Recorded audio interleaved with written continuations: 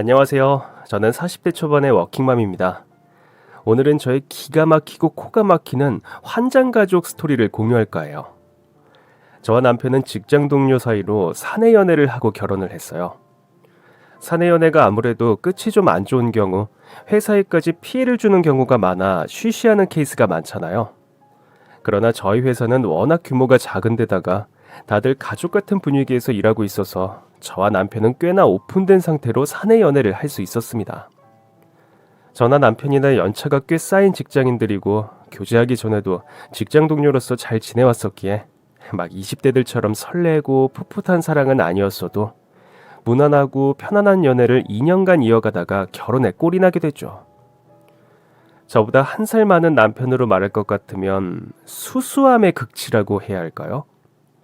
성격은 모난 데 없이 성실하고 착하고 외모는 미남은 아니었어도 어디서 꿀리지 않는 훈남은 되고 물론 이건 제 눈에 콩깍지가 씌어서 그런 걸 수도 있겠지만요. 아무튼 저 역시 평범한 집안의 평범한 학벌, 수수한 외모를 가졌기로는 마찬가지였기에 남편과 전 연애 초기부터 결혼까지 큰 이변 없이 사건 사고 없이 무탈한 연애를 하고 무난하게 결혼했어요. 여기까지만 들으시면 대체 이 사람이 왜 여기에 사연을 보냈을까? 라고 생각하시겠죠? 진짜 이야기는 여기서부터 시작합니다. 남편에겐 10살이나 차이 나는 늦둥이 동생이 있어요. 저에겐 도련님이 되는 사람이죠. 남편하고 10살, 저하고도 9살이나 차이가 나니 사실 동생보단 조카에 가까운 나이 차이였고 그래서인지 전 도통 도련님을 이해할 수가 없더라고요. 우리 부부가 결혼할 당시 대학을 가고 군대를 제대하고 막 사회에 나오는 시기인 26살의 도련님은 상견례 자리에서 처음 만났는데 말 그대로 그냥 비주얼 쇼크였습니다. 물론 부정적인 의미에서였죠. 본인도 중요한 자리라는 걸 알아서 신경을 안 쓴 건 아닌 모양인지 지금 생각해보면 도련님이 입고 다니는 옷 중에서 제일 얌전한 옷을 골라 입어왔고 피어싱도 몇 개 덜 끼우고 온 것 같긴 해요. 긴 옷에 하이넥 셔츠로도 가려지지 않을 정도로 온몸을 뒤덮는 문신에 파란색인지 녹색인지 모를 염색머리 10개는 좋게 넘게 뚫린 피어싱에 욕으로 도배된 옷까지. 도련님의 비주얼을 단적으로 설명할 수 있는 문장들입니다. 대충 상상이 가시나요? 물론 도련님을 처음 봤을 때 제 나이가 이미 30대 중반이었기에 이제 갓 대학 졸업한 도련님과는 세대 차이가 있을 수밖에 없다는 걸 알아요. 하지만 우리나라는 연예인들의 타투도 터부시하는 경향이 강한 나라라 힙합 가수들조차도 테이프 같은 걸로 가리고 나올 정도로 엄격하잖아요. 누군가는 저에게 앞뒤가 꽉 막힌 꼰대라고 할지도 모르지만 그래도 사회적 통념이라는 것은 어느 정도 무시할 수가 없다고 생각하거든요. 좋게 말하면 패셔너블하고 나쁘게 말하면 양아치 같은 인상. 도련님의 첫인상은 딱 그랬습니다. 피를 나눈 가족이라도 어쩜 그렇게 다를 수가 있는지 도련님은 남편과는 외모부터 성격까지 영판 다른 사람이었죠. 솔직히 상견례 자리에서부터 그러고 나오니 나름대로 젊다면 젊은 30대인 제 눈에도 영 마득잖았는데 나이 지긋하신 친정 부모님 눈엔 어땠겠어요. 최서방이야 우리가 하루 이틀 본 것도 아니고 어떤 사람인지 빤히 다 알지만 난 그 어린 동생이라는 사람이 영 별로더라. 결혼을 도련님이랑 하나? 최서방이랑 나랑 하지. 딱 꼬라지 보면 사이즈 안 나와? 보나마나 막내 늑둥이라고 오냐오냐 치마폭으로 싸고 키워서 애가 버르장머리도 없고 꼭 집에 하나씩 그런 게 있어. 눈에 뵈는 거 없이 사고 치고 댕기는 놈들. 너 그 집에 시집 가면 남의 아들 뒤치다거리 하다가 늙는다. 여보 그거 경험담이요? 또 그런다 또.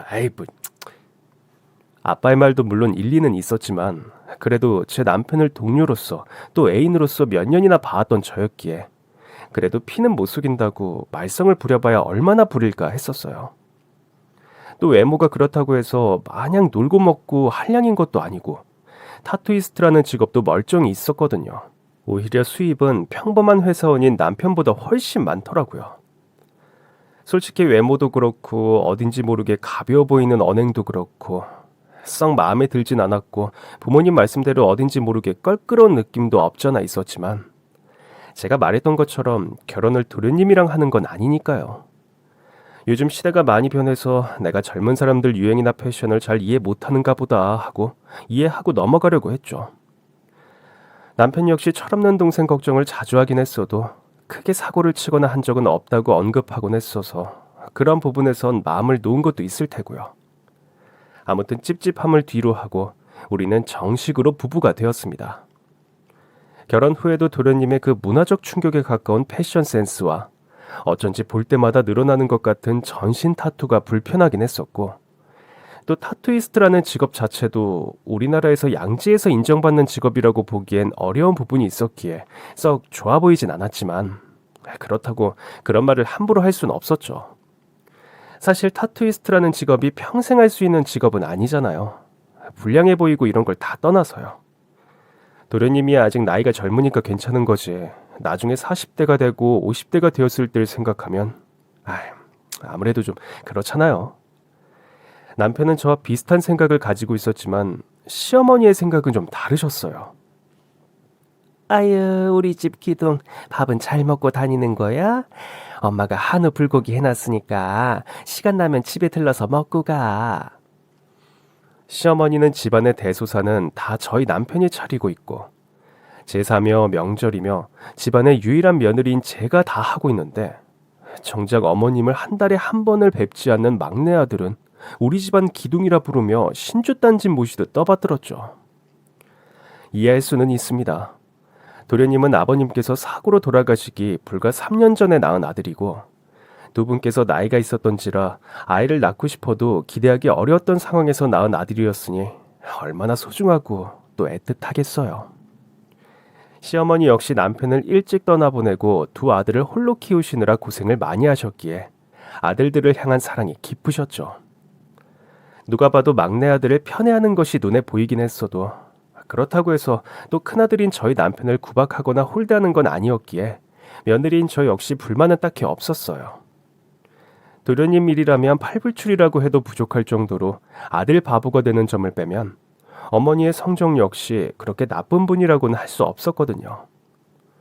굳이 말하자면 도련님의 가벼운 성격이 어머님을 닮은 것 같다는 정도? 남편은 과묵하고 진중한 면이 있어 나쁘게 말하면 심심한 남자였거든요. 어머님의 표현을 따르자면 큰아들은 아빠를 닮고 작은아들은 자신을 닮았다고 하시더라고요.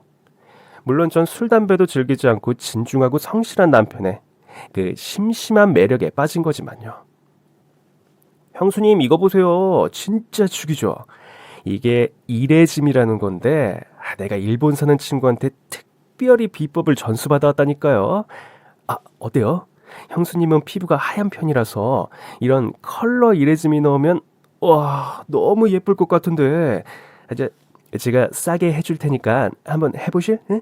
가족 할인으로 50% DC 해드린다니까. 아유 이레짐이 같은 소리 하고 있네. 에네르기파 한번 맞아볼래? 왜 뒤통수를 때리고 그래? 그래 얘 우리 귀한 막내 손댈 데가 어딨다고 손을 대니?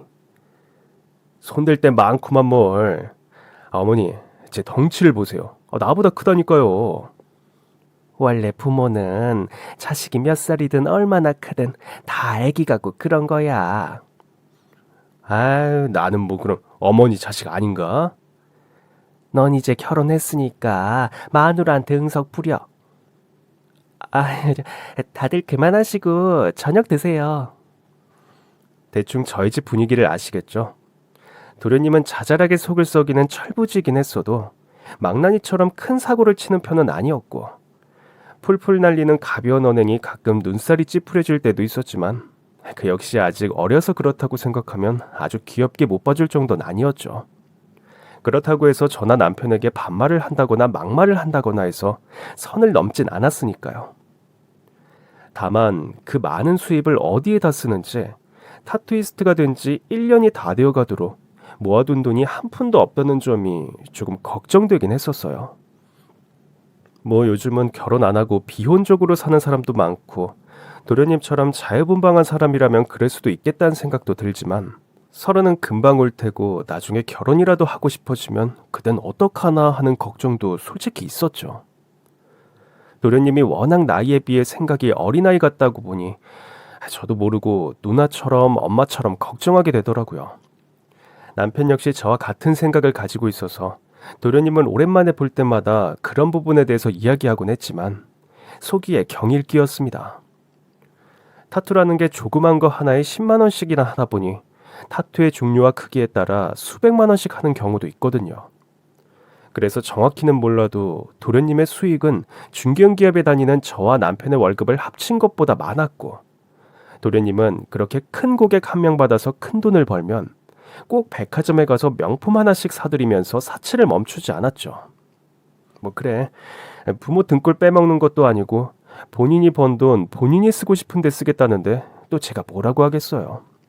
본인의 엄마도 아무 말을 안 하고 쭈쭈쭈 하는데요. 그렇게 2, 3년쯤 지났을까요?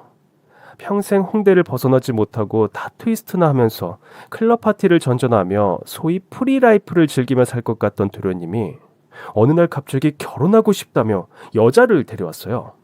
세상에, 전 도련님의 그 수줍고 개면적인 표정 보고 뒤로 나자빠질 뻔했지 뭐예요. 맨날 주접방정이나 떨면서 저랑 신랑한테 타투 하나씩 싸게 하라면서 헛소리나 하던 그 사람이 맞나 싶을 정도로 말이에요. 그 순간만큼은 진짜 도련님이 20대의 젊고 순진한 총각처럼 보일 정도였습니다. 그런데 진짜 놀랄 일은 따로 있었어요. 바로 도련님이 데리고 온 신부감이었습니다. 솔직히 말해서 이런 말을 하면 좀 그렇지만 아예 장르가 다른 사람을 데리고 왔더라고요. 폭력 만화 양아치 주인공처럼 생긴 도련님이 순정 만화 주인공처럼 참하고 얌전해 보이는 요조 숙녀 같은 사람을 데리고 올 거라고 누가 상상이나 했겠어요. 정말 도련님이 신부감이라고 데리고 온 예비 동서는 순정 만화에서 툭 하고 튀어나온 것처럼 토끼처럼 올망한 눈을 한 청순 미녀였습니다. 저랑 결혼할 사람이에요. 허락해 주실 거죠? 아이고 세상에 태어나, 대체 어디서 이렇게 참한 섹시를 데리고 온 거야. 아이고 우리 아들들이 참 여자 보는 눈은 있다니까. 어여 들어와. 아유 미리 말을 해주고 오지 그랬어. 그랬으면 이 엄마가 한우라도 사다 놨을 텐데. 그래, 아가씨는 이름이 뭐야? 아니지 이제 둘째 며느리지. 김소희라고 합니다. 태훈 씨랑은 작년부터 교제 중이었어요. 태훈 씨가 꼭 가족들에게 절 보여주고 싶다고 해서 이렇게 찾아왔습니다. 말도 어쩜 그렇게 차분하고 이쁘게 하는지. 저와 남편은 놀란 가슴을 진정시키지 못해 눈만 끔뻑이면서 서로를 바라보고, 좋아 죽겠다는 듯 호들갑을 떠는 시어머니를 바라보고, 그리고 다시 도련님과 도련님의 신부감을 바라보았습니다. 저런 도련님이 그런 요조 숙녀를 데리고 왔다는 게 믿기지가 않아서요. 아이고 진짜 잘됐다. 진짜로. 솔직히 말해서 태훈이 놈이 좀 하고 다니는 행색이 껄렁껄렁하긴 하잖아. 그래서 난 자기 닮은 여자 데리고 와서 온몸에 구멍이 숭숭 뚫리고 그림으로 칠갑한 여자를 데리고 올까봐 속으로 내심 가슴을 졸였단 말이지. 그런데 이렇게 예쁘고 참한 여자를 데리고 올 줄 누가 알았겠어. 이름이 소희라고 했나? 이제부터 가족이다 생각하고 편하게 왕래해요. 응? 그랬습니다.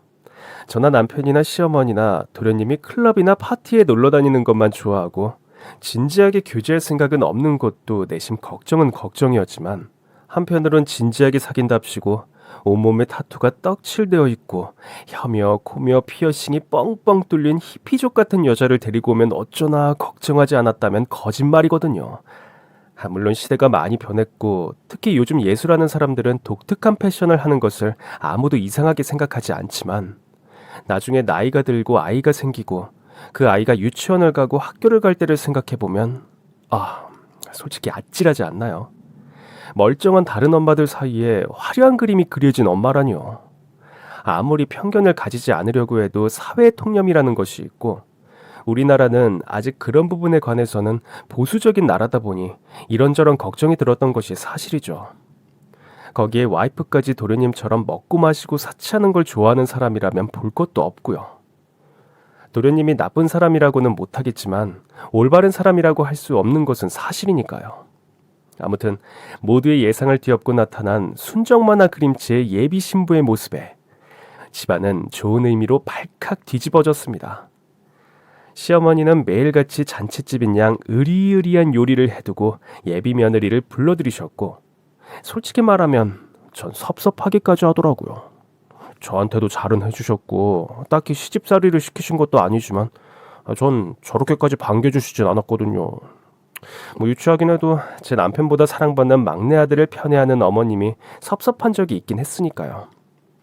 시어머니는 그렇게 묻지도 따지지도 않고 두 사람의 결혼에 코를 외치셨고, 예비동서는 시댁은 물론 저희 집에도 자주 왕래하는 사이가 됐어요. 솔직히 말해서 전 아직까지도 이렇게 얌전하고 멀쩡한 사람이 어쩌다 도련님 같은 남자를 만나게 되었는지 궁금했어요. 그도 그럴 것이 예비동서는 음주 가무를 즐길 사람으로는 보이지가 않았고 홍대에서 놀 타입도 아니었거든요. 물론 사람을 겉모습만 보고 판단하면 안 되겠지만 예비동서를 보면 볼수록 사람이 외모처럼 얌전하고 조신한 사람이라는 확신이 들더라고요. 그래서 어느 날은 궁금증을 이기지 못하고 직접 대놓고 물어봤죠. 그런데 소희씨, 궁금한 게 있는데 제가 나이도 한참 어린데 편하게 부르세요. 그래도 아직 정식으로 우리 식구가 된 것도 아니고 아무리 나이 차이가 많이 나도 기본 예의는 지켜야지. 그런데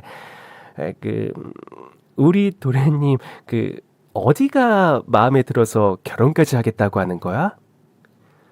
예비동서는 누가 들을세라 쑥덕쑥덕 속삭이는 제 모습이 웃겼는지 빵 하고 웃음을 터뜨리더라고요. 웃는 모습도 어쩜 그리 순하고 예쁜지. 솔직히 말해 같은 여자인 제가 봐도 예쁘고 참하니 남자들 눈엔 어떻겠어요. 저 좋다는 사람이 도련님밖에 없었을 리가 없는데 아무리 돈을 잘 벌어도 저렇게 양아치 같은 놈과 결혼하겠다는 이유가 궁금하지 않고 백이겠냐고요. 예비동서는 살짝 처져서 선한 인상을 더욱 유순하게 보이게 해주는 눈꼬리를 접어가면서 수줍게 웃으면서 그러더라고요. 솔직히 제가 성격이 낯을 많이 가리고 내성적이라 억울한 일을 당해도 억울하다고 말을 잘 못하거든요. 그런데 제가 곤란할 때면 태훈 오빠가 늘 먼저 나서서 해결해줬어요. 제가 이렇게 부족한 부분이 많다 보니 전 예전부터 저랑은 정반대인 사람이 이상형이었거든요. 태훈 오빠가 외모는 저렇게 화려하지만 알고 보면 자기 사람들은 아낄 줄 알고 의리도 있는 사람이에요. 남들이 뭐라고 해도 저에겐 백마탄 왕자님이고 너무 멋진 사람이에요. 그렇구나. 그러시구나. 내성적이라는 사람이 얼굴이 빨개져선 그런 낯뜨거운 소리 서슴없이 하는데 온몸이 닭살이 돋아서 그대로 튀김기에 넣기만 하면 될 정도로 오스스 소름이 돋더라고요. 하긴 도련님이 저렇게 천방지축이긴 해도 실제로 큰 사고를 친 적은 없었고 나름대로 형과 엄마를 생각하는 마음도 있고 저한테 망할 타투 좀 해넣으라고 영업질을 해서 그렇지 그래도 형수라고 가끔 선물도 해다 주고 그렇게 나쁜 사람은 아니라는 걸 저도 알았거든요. 그래 니들이 좋다는데 제 3자인 내가 뭘 어쩌겠니 하는 심정으로 신경 끄기로 했습니다. 솔직히 말하면 저라면 도련님 같은 한량과 절대 결혼하지 않았을 거였기 때문에 부족한 것 없이 살아온 듯한 고운 아가씨가 왜 저런 남자를 만나나 싶어서 같은 여자로서 걱정한 부분이 없잖아 있었거든요. 그래도 나설 땐 나서서 자기 사람 지킬 줄은 아는 놈이라고 하니까 저 철부지 도련님도 이제 결혼한다고 와 드디어 철이 드나 하고 말았죠. 기왕이면 타투이스트도 그만두고 기술이라도 배워서 좀 더 멀쩡한 직업을 가졌으면 했지만 타투이스트도 기술자고 예술가라는 하는 말에 제가 할 말이 있나요? 그렇게 두 사람은 결혼을 했고 시어머니의 적극적인 피력으로 도련님 부부는 어머니와 합가하여 시댁에서 살게 되었습니다. 솔직히 전 별로 걱정은 안 했어요. 어머니도 도련님도 서로 닮아서 철부진 면은 있었어도 어머님이 딱히 저한테 선 넘을 정도로 경우 없는 행동을 하거나 하신 분은 아니었기에 그렇게 예뻐하는 막내 아들의 예쁜 아내이다 보니 저보다 더 잘해줄 거라고 막연히 생각했거든요. 솔직히 결혼 전까지는 실제로 저보다 더 잘 챙겨주셨고요. 예비 며느리가 온다고 하면 어찌 그렇게 뭐 하나를 더 먹이지 못해 안달이시던지. 도련님의 결혼 당시 저와 남편은 회사 인사고과 시즌이라 한참 바쁜 때였어요. 그때 둘 다 승진에 목숨을 걸고 동료이자 부부가 아닌 경쟁자로서 박 터지는 시기였기에 결혼식 이후로 합가했다는 소식만 듣고 한동안 찾아뵙질 못했죠. 뭐 이젠 어머니도 혼자 계시는 게 아니니 마음 놓은 부분도 있었고요. 그리고 몇 달 후 저와 남편은 사이좋게 승진하고 나서야 축하 겸해서 시댁을 찾아갈 수 있었습니다. 그런데 오랜만에 본 동서의 행색이 이상하더군요. 저만 그렇게 느낀 게 아니라 남편도 똑같은 생각을 한 모양인지 저랑 남편은 현관에 들어설 때부터 묘한 기분에 서로의 눈치를 봤어요. 마지막에 본 것이 결혼식 때였는데 그땐 정말 하늘에서 내려온 천사처럼 해맑고 선하게 웃으면서 세상 누구보다도 예쁘고 귀엽던 풋풋한 27살의 아가씨 얼굴이 몇 달 만에 팍 상했더군요. 결혼해서 가정주부가 되어 꾸미지 않고 그래서 수수해지고 부스스해지고 그런 수준이 아니라 정말 육체 건강, 정신 건강에 안위가 걱정될 정도로 확 늙은 얼굴이었어요. 진짜 내가 알던 그 동서가 맞나 싶을 정도로 3살은 늙어 보이더군요. 거기에 6월이긴 했어도 한창 더워지는 시기인데다가 장마철이라 습한 것도 장난 아니었을 텐데 긴 팔, 긴 바지로 온몸을 꽁꽁 싸매고 있는 모습이 솔직히 너무나도 수상쩍었습니다. 동서 안 더워? 옷을 왜 그렇게 껴입었어? 그래 처제, 안색도 영 안 좋은 것이 어디 아픈 거 아니야? 쉬어야 하는데 우리가 괜히 온 것 같아서 미안하네. 아니에요. 아무것도 아니에요. 그러지 말고 저녁은 내가 할 테니까 동서는 들어가서 좀 쉬어. 제가 그러면서 몸을 일으키려는 찰나 시어머니가 안방에서 나오시면서 소리를 버럭 지르시더군요. 아 뭐해? 빨리 밥 안 차리고. 형님네가 오랜만에 오셨는데 굶겨서 보낼 거야? 너랑은 다르게 하루 종일 일하고 와서 힘들었을 사람인데 때 맞춰서 밥 해내오는 것도 제대로 못하니? 아유, 저렇게 애가 굶떠서 어디다 써먹을 거야? 네네 어머니, 지금 국만 하면 끝나요. 지금 빨리 마무리할게요. 형님 배고프시죠? 제가 빨리 할 테니까 조금만 기다려주세요. 죄송해요. 그러며 동서는 후다닥 주방으로 달려가 식사 준비 마무리를 시작했고 시어머니는 동서가 뻔히 다 듣고 있는 데서 대놓고 험담을 하시더군요. 쟤는 맹탕한 눈으로 울먹이면서 미안하다고만 하면 다 되는 줄 안다니까. 아유 느리기도 어찌나 굶든지. 저래서 제사는 어찌 보려고 그러나 모르겠네. 어머니, 아직 동서도 어리고 이제 막 신혼생활 시작하는데 다 잘할 수가 있나요? 저 기억 안 나세요? 삼계탕 하겠답시고 설치다가 비싼 솥 홀랑 태워 먹은 거. 아유, 너랑 쟤랑 같니? 아휴, 애가 회사 생활 같은 걸 안 해봐서 그런지 영. 그래도 동서 착하고 순하다고 제일 좋아한 건 어머니셨잖아요.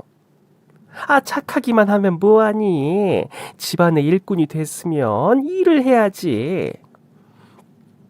솔직히 말해서 그날 저와 남편은 정말 깜짝 놀랐습니다. 시어머니도 도련님도 예전에 우리가 알던 그 사람들이 아닌 것 같더군요. 앞서 여러 차례 말했던 것처럼 시어머니는 저에게 시집살이를 시키지 않으셨어요. 제가 일 때문에 바쁜 부분도 있고 집안일이 영 신통찮아서 널 시키느니 답답해서 내가 한다면서 어머니가 제가 일하는 걸 맞듣잖아 하셨던 것도 있지만 평소에 하는 행동은 그냥 푼수 사모님 그 이상 그 이하가 아니었던 분이라 저랑 곧잘 농담도 주고받고 편하게 대하셨던 분이거든요. 며느리를 아랫사람 다루듯이 이거 해라 저거 해라 하고 강제적인 명령조로 뭘 시키던 분이 아니었는데 동서를 대하는 태도는 180도 다르시더라고요. 무엇보다 이해가 안 됐던 것은 도련님의 태도였습니다. 도련님은 결혼 전까지만 해도, 그러니까 불과 몇 개월 전까지만 해도 신주단지 모시듯 아끼고 사랑하던 아내가 자신의 어머니에게 저렇게 구박을 듣고 있는데도 신경 쓰기는커녕 아예 방 밖으로 나와보지도 않고 자기 방 침대 위에 퍼질러 누워 유튜브나 보면서 낄낄대고 있더라고요. 동서, 혼자 하기 힘들지? 내가 도와줄게. 아니에요. 괜찮아요. 그러지 말고, 내가 실력은 영 젬병이라도 간 정도는 볼 수 있어. 근데 동서, 긴 옷 입은 채로 물에 손대서 소매가 다 젖었네. 잠깐만 봐봐. 내가 걷어줄... 솔직히 말해 도련님도 저한텐 한참 어린데 도련님보다 2살이나 어린 동선, 저에겐 진짜 조카나 다름없이 보였어요. 거기다 처음부터 인상이 워낙 순하고 좋았던 것이 있었던지라 전 너무나 걱정이 되었죠. 물가에 내놓은 어린애를 보는 것처럼 불안불안했다고 해야 할까요? 그런데 제가 소매를 걷어주려고 손을 뻗으니 생전 그런 적 없던 동서가 갑자기 소리를 버럭 지르면서 제 손을 탁 하고 거칠게 쳐내더군요. 그러곤 자기가 더 놀라서 눈물을 글썽이지 뭐예요. 아니, 형님 죄송해요. 정말 죄송해요. 정말 하나부터 10까지 미심쩍은 일들 투성이었습니다. 거기다가 시어머니는 거실에 떡하니 버티고 서서 마치 동서를 감시라도 하는 것처럼 계속해서 빤히 보고 계셨죠. 전 형용할 수 없는 찝찝한 기분에 집에 가는 길에 이 이야기를 남편에게 했고 남편 역시 이상하다는 생각이 들었다고 했어요. 우리 어머니랑 태훈이가 그럴 사람들은 아닌데. 그치, 나야 남이라지만 당신은 가족 아니야. 정말 오늘 보니까 2사람, 아니 3사람 다 딴 사람 같아서 나 너무 놀랐어. 이상하기는 해. 처제 어딘가 아파 보이기도 했고. 나 자꾸 그 할 말 있는 것처럼 글썽이던 눈동자가 눈에 밟혀서 집에 가려는데 발이 떨어지질 않더라. 우리가 좀 더 자주 찾아가 보자. 처제도 결혼하고 전업주부 생활하느라 우울증 그런 게 왔을 수도 있는 거잖아. 어머니나 태훈이나 그런 부분에선 좀 둔한 면들이 있으니까 좀 지켜보는 게 좋을 것 같아. 솔직히 말해서 아무리 착하고 순해 보인다 한들 제가 같이 사는 건 아니었기 때문에 저렇게 관계가 악화된 것처럼 보이는 데는 저희 부부가 모르는 사정이 있을 수도 있겠다고 생각했어요. 인생은 멀리서 보면 희극, 가까이서 보면 비극이라고 하잖아요. 아무리 착하고 좋은 사람이라 하더라도 그냥 가끔 보는 사람에겐 안 보이는 문제점이 매일 같이 사는 사람에겐 보일 수도 있는 거니까요. 함께 사는 가족, 부부의 사정은 그들만 아는 거라고 생각했기에 우리는 모르는 사정이 있을 수도 있겠다 싶었죠. 그러나 하필이면 그 시기에 제가 임신을 하고 말았습니다. 물론 저희 부부 나이가 어리지 않다 보니 하늘이 내린 선물을 감사해야 마땅하지만 동서일로 괜히 신경이 쓰였던 우리 부부는 마냥 기뻐할 수만은 없었어요. 제 나이가 있다 보니 임신 극초기에는 정말 극도로 조심해야 한다는 의사 선생님의 권고가 있었고 오래 다닌 직장에서도 다들 제 임신을 축복해주면서 사장님도 산전 휴가를 3개월이나 내주셨죠. 당시 아기집이 너무 아래로 처져서 이대로는 전치 태반 위험이 있다는 진단이 있었어서 전 하루 종일 집에서 극도의 안정을 취해야 하는 상황이었고 동서의 일이 너무나 신경 쓰였지만 우리 부부 역시 뱃속의 아이 일로 굉장히 신경이 곤두서 있었기에 제대로 살펴보질 못했어요. 다행히 16주차쯤 돼서 서서히 배가 불러오니 아기집이 자연스럽게 위로 올라가면서 안정되었고 초기 하혈까지 했을 정도로 위험한 고비는 모두 넘겨서 복귀는 결국 못하고 그대로 출산까지 휴가를 연달아 쓰기로 했지만 시댁에 방문해서 상황을 살필 정도까진 컨디션이 회복되었죠. 시어머니께 안부 전화 드릴 때도 동서 이야기만 꺼내면 늘 얼버무리기 일쑤셨기에 걱정이 되었던 저와 남편은 넉 달 만에 시댁에 직접 찾아가 보기로 했습니다. 그런데 상황은 저희가 마지막에 왔을 때보다 더 악화되어 있더군요. 동서는 저희가 있는 내내 단 한마디도 하지 않았고 시어머니가 동서를 종부리듯 하대하며 윽박지르는 것은 전보다 더 심해졌습니다. 심지어 이젠 도련님까지 밖에 나와서 동참하고 있었습니다. 글쎄 동서가 거실 바닥에 쭈그리고 앉아 과일을 깎고 있는데 칼을 들고 있는 사람의 등을 발로 툭툭 세게 밀치면서 비수거까지 섞어가면서 말하지 뭐예요. 야, 사과 한번 더럽게 먹기 힘드네. 사과 깎아준다던 사람 사과 농장에 갔냐? 아휴, 쟤는 과일 하나를 제대로 못 깎아서 차라리 감자 칼로 깎는다고 하지 그러냐? 동서는 그 모멸을 당하면서도 한마디도 하지 않고 입을 꾹 다물고 있었습니다. 전 남편과 서로 눈치를 주고받곤 말을 꺼냈죠. 동서 어디 아파요? 왜 아무 말이 없어? 쟤 무슨 한목증인가 나발인가 그거래요. 참, 지가 집에서 쳐는 게 뭐가 있다고. 우울증이니 한목증이니 이런 게 걸려. 그런 것도 다 팔자가 편한 것들이나 걸리는 거 아니야. 아등바등 하루 벌어 하루 먹고 살기 바쁜 사람들은 그런 병 걸릴 틈도 없어. 그러게 말이야. 남편은 매일같이 죽어라 이래서 돈 벌어다 주는데 마누라라고 있는 건 사과 하나를 제대로 못 깎고. 나 이 결혼 괜히 했나 싶네. 밥만 처먹는 시충이야. 이제 야, 자기 와이프한테 말버릇이 그게 뭐야? 아무리 그래도 그렇지. 어머니도 애 좀 뭐라고 하세요. 이게 지금 어른들 듣고 있는 데서 할 말입니까? 얘는 또 왜 우리 태훈이한테 눈을 부라리고 그러니? 태훈이가 뭐 틀린 말 한 것도 아닌데. 아유, 나 참 진짜. 전 대화를 곰곰이 들으면서 뭔가 정말 그냥은 두고 볼 수 없는 석연찮음을 느꼈습니다. 전 남편과 카톡 대화로 이야기를 주고받았고 오랜만에 온 거고 내일은 주말이고 하니 하루 자고 가겠다고 말했습니다. 시어머니와 도련님은 조금 놀란 눈치기는 하셨어도 저희가 자고 가는 게 처음은 아니었기 때문에 특별히 뭐라고 하진 않으셨죠. 그리고 새벽 12시쯤 다들 자고 있는 걸 확인한 저와 남편은 슬그머니 거실로 나왔습니다. 동서는 거실에 나와 소리도 켜지지 않는 TV를 멍하니 보고 있더군요. 정말 우울증인가 싶기도 했고 우울증에 한묵증까지 올 정도면 무언가 정말 심각한 문제가 있을 텐데 그걸 그렇게 대수롭지 않게 여기며 치료를 받게 해주는 것도 아닌 도련님과 시어머니도 이해가 안 됐죠. 저와 남편은 동서를 조용히 불러 근처에 24이 무인 카페로 데리고 가서 따뜻한 커피 한 잔을 사주고 어렵게 말을 꺼냈어요. 처제, 무슨 일 있는 거지? 저번에 왔을 때부터 이상하다고 생각했었는데. 그래 동서, 어렵겠지만 우릴 믿고 이야기해봐. 나나 남편이나 동서가 정말 동생 같고 조카 같고 예뻐서 그래. 우리가 도울 수 있는 일이 있으면 도울게. 우리 부부는 입을 꾹 다물고 아무 말도 하지 않는 동서를 침착하고 끈기 있게 설득했지만 동서는 여전히 아무 말도 하지 않았습니다. 이렇게까지 말하는데도 입을 열지 않는 걸 보니 도련님이 말한 한묵증이라는 게 사실인가 싶어 덜컥 더 겁이 나더군요. 증상이 이렇게 심각한 사람을 병원에 데리고 가질 않았다니 화까지 나더라고요. 안 되겠어. 날 밟자마자 우리랑 같이 병원에 가자. 병원 가서 치료받자. 제가 그렇게 말하니 1시간 가까이 말없이 고개를 푹 숙이고 바닥만 보고 있던 동서가 갑자기 눈물을 왈칵 터뜨렸습니다. 일부러 한묵증인 것처럼 말을 안 하고 있었던 건지 도련님이 아예 거짓말을 한 것인진 몰라도 동서는 서서히 입을 열었습니다. 형님, 아주버님, 정말 저 도와주실 거죠?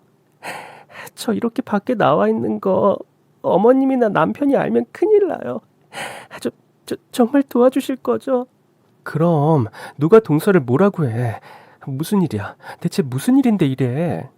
동서는 그 상황에서도 저와 남편의 눈치를 찔끔찔끔 보면서 외투를 벗고 자신의 팔과 다리를 걷어올려 보여주었습니다.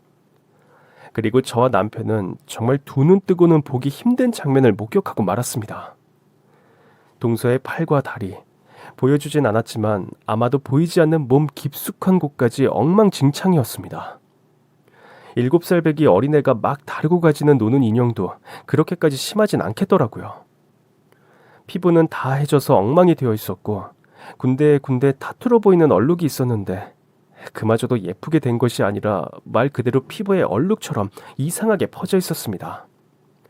팔다리 곳곳엔 염증이 어찌나 심한지 짓물러서 진물이 흘러내리거나 물집이 생겨 기포가 올라와 있고 듬성듬성 타투 잉크가 아닌 것 같은 멍자국까지 있었죠. 보는 내가 다 아프고 끔찍할 정도로 심각한 상황이었어요. 저는 싫다고 했는데 싫다고 했는데.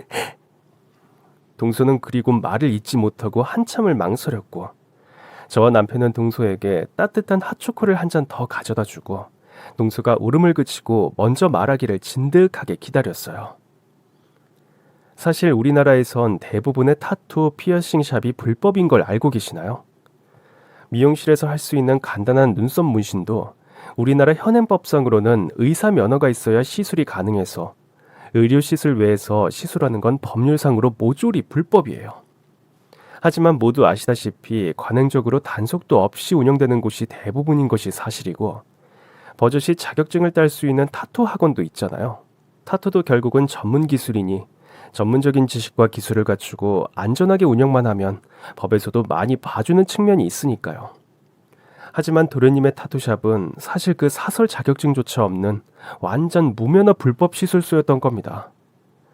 여기에 한술 더 떠 도련님은 법적으로 타투 시술 시 부모님 동의가 필요한 미성년자들에게 부모님 동의 없는 불법 시술을 저렴한 가격에 해주고 있었고, 다른 누구도 아닌 자신의 아내를 타투 연습 상대로 삼고 있었던 겁니다.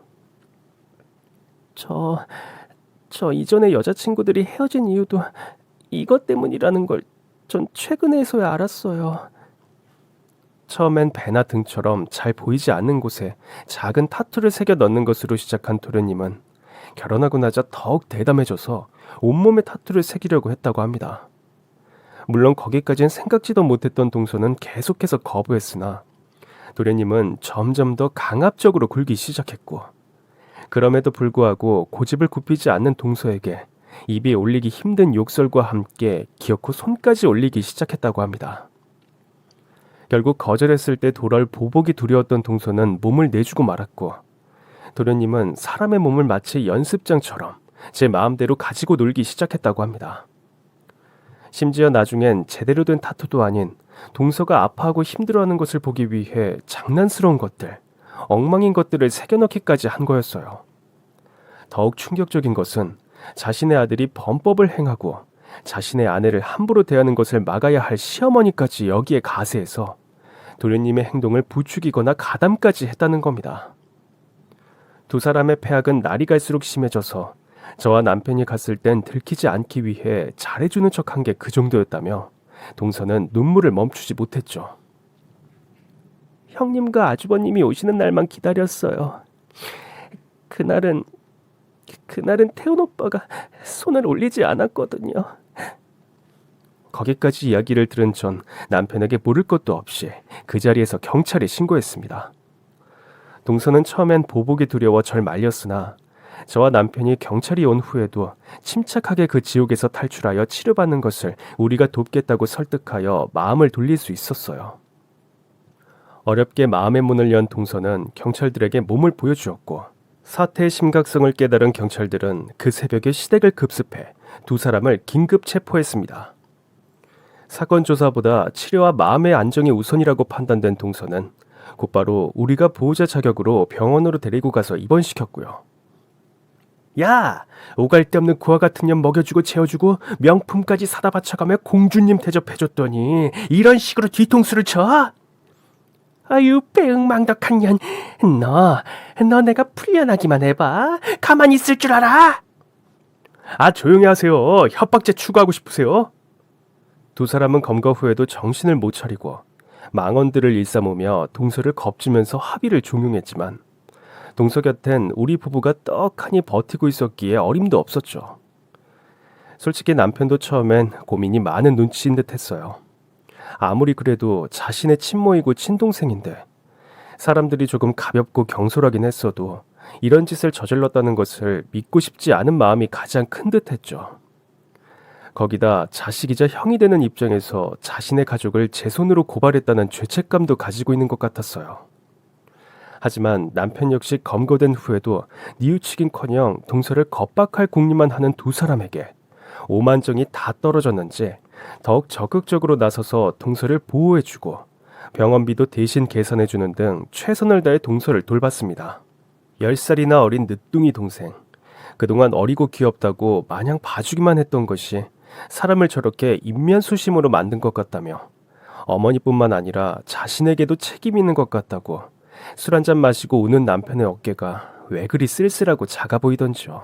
알고 보니 동서는 부모님이 일찍 돌아가시고 일가 친척 없이 18살에 홀로 서기를 해 자력으로 대학까지 다닌 학생이었다고 합니다. 세상에 기댈 곳 하나 없는 마음 여린 동서에게 다가온 것이 도련님이었고, 금전적인 것은 둘째치고 늘 씩씩하고 당당한 도련님의 모습에 반한 동서는 저 사람이라면 자신을 아껴주고 지켜줄 수 있었을 거라는 착각을 했던 거죠. 그 이면에 숨겨진 모습이 어떤진 알지도 못하고 말입니다. 도련님이 검거되었다는 소식에 동서와 유사한 짓을 당했다던 피해자들이 자진출두하여 엄벌을 탄원하는 탄원서를 쓰고 증인을 자처해 진술을 해주었습니다. 대부분의 피해자들은 사태가 심각해지기 전에 이별을 통보하고 떠났지만, 동서의 경우엔 도련님이 아주 치밀하게 본색을 숨겨 결혼에 골인까지 한 뒤에야 본 모습을 드러낸 데다가 이혼할 때도 갈 데가 없다는 것을 알고 더욱 집요하게 괴롭힌 것이었다고 합니다. 결국 여러 차례의 재판 끝에 도련님은 무면허 불법 문신 시술 소녀, 미성년자들에게 부모의 동의 없이 문신을 시술해 준 것, 동서에 대한 폭행과 함께 동서에게 악의적인 문신 시술을 한 것이 특수상해로 인정된 데다가 피해자가 배우자라는 점, 피해자가 여럿이라는 점 등이 참작되어 가중처벌받아서 징역 8년의 전자발찌 부착 명령까지 받게 되었고, 폭행에 가담하고 방조한 시어머니 역시 징역 1년에 벌금 3천만 원이라는 중형을 선고받았습니다.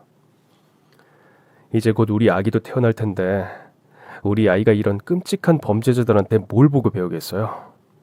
이제 어머니 큰아들은 죽고 없는 겁니다. 다신 찾지 마시고 제발 출소하거든 뉘우치고 사세요. 아니, 이 건방진 놈이 지금까지 널 먹여주고 키워준 게 누구야? 나 아니냐? 저런 우라질년 하나 때문에 감히 이 어미를 신고하고 버리겠다고? 출소하면 두고 보자고. 나 출소해도 아직 창창한 나이거든. 이 좁은 땅에서 내가 너희 셋을 못 찾을 것 같아? 정말 끝까지 악독한 인간들이죠. 돈도 없고 갈 곳도 없었던 동서는 당분간 저희 부부 집에서 지내며 피부 치료와 함께 심리 치료를 받았습니다. 우리 부부의 도움으로 이혼 소송을 걸어 옥중 이혼을 할 수 있게 된 동서에게 남편은 자신의 명의로 되어 있는 시댁집을 처분하여 위자료 겸 치료비, 재활비 명목으로 건넸어요. 처음엔 지금까지의 돈만으로 충분하다며 거절하려던 동서, 아니 소희 씨는 끝낸 저희 부부의 진심을 알아주었는지 펑펑 울면서 통장을 받아들였습니다. 사태가 많이 심각했던 소희 씨는 병원을 오가며 치료를 받아야 했고, 몸 상태가 그러다 보니 일도 못하는 상황이라 아이가 태어나고도 한동안 저희 부부와 함께 살며 복직 준비를 하는 절 위해 아이도 돌봐주고 그랬죠. 처음엔 문 열리는 소리만 들려도 벌벌 떨던 소희 씨. 자신의 흉터를 누군가 볼까봐 두려워 사람을 만나는 걸 꺼리던 소희 씨는 2년에 가까운 재활치료 끝에 밝은 미소를 어느 정도 찾을 수 있었습니다. 두 분만 괜찮으시면 저 여기서 계속 살고 싶어요. 전 가족도 없고, 물론 이젠 다 나았으니까 취업해서 생활비도 벌고 집안일도 하고, 또 민지도 제가 볼게요. 그래주면 우리야 좋지만 생각해봐. 소희 씨, 우리랑 보고 살면 그 아픈 기억들이 문득문득 떠오르지 않겠어? 다 잊고 새 출발해. 그리고 언젠가 또 인연이 닿으면 만나지겠지. 언니... 몰카에 내놓은 아이를 보는 심정이었지만 제 말대로 그녀가 완전한 미소를 되찾기 위해선 우리가 보내주는 것이 맞는 것 같았습니다. 그로부터 벌써 1년이 지났네요. 저희 딸 민지는 무럭무럭 잘 자라고 있고, 소희 씨도 종잣돈 들고 새 출발해서 새로운 곳에서 새로운 사람들과 잘 지내고 있는 듯 했어요. 서로 아픈 기억이 많아 살갑게 인사를 나누진 못하지만 가끔 보내오는 커피 기프티콘으로 잘 지내고 있다고, 걱정하지 말라고 안부 인사를 건네는 것 같아 마음이 놓이는 요즘입니다. 도련님보다 훨씬 먼저 출소하신 어머니가 몇 번이나 찾아오거나 전화해 협박성 발언을 일삼았지만 저와 남편은 흔들리지 않고 굳게 마음먹고 대처하고 있습니다. 이 사연을 들어주시는 분들 모두 소희 씨가 어디에서든 행복하게 살 수 있도록, 또 두 모자가 이제는 그만 뉘우치고 회개하고 살아갈 수 있도록 함께 기도해 주세요. 그럼 지금까지 제 사연 들어주셔서 정말 감사합니다.